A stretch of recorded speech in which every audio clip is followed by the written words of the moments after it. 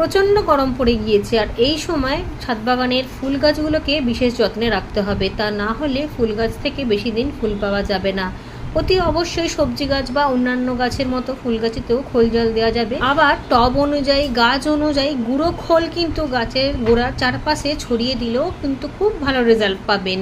সব সময় তো খোল জল দেওয়া যায় না, সেই কারণে ইনস্ট্যান্ট যদি আপনারা এত ফুল দেখতে চান তাহলে অল্প অল্প করে আপনার গাছ অনুযায়ী, হাইট অনুযায়ী, টব অনুযায়ী অল্প অল্প করে গুঁড়ো দিয়ে দেবেন। ছোট গাছে 1 চামচে, তার থেকে একটুখানি বড় গাছে 2 মুঠো, আরও একটু বড় গাছে হলে 3 মুঠো, এইভাবে দিয়ে দেবেন। তবে গাছগুলোর সাইজ কিন্তু বড় হতে হবে, ছোট ছোট গাছে কিন্তু বেশি দেওয়া যাবে না। ছোট গাছে ওই 1 চামচে 2 চামচে মতনই গুঁড়ো খোল দেওয়া যায়। আর গুঁড়ো খোলে কিন্তু কাজটা খুব তাড়াতাড়ি হয়, এতে করে কুঁড়ি কিন্তু বারবার চলে আসে, ফুল ঝরতে না ঝরতে আবারও কুঁড়ি চলে আসে। আমি বলছি না খোল পচা জল দিলে কুঁড়ি কম আসে, সেরকমটি না, কিন্তু ফুল গাছে যেহেতু খাবারটা গরমের সময় অনেক বেশি লাগে, সেই কারণে খাবারটা যাতে সলিড হয় সেটার চেষ্টা করাই ভালো, তাতে করে গাছে কখনো ফুলের অভাব হবে না। আমার ছাদ বাগানে এই মুহূর্তে সমস্ত গাছে একেবারে ফুলে ভরে গিয়েছে।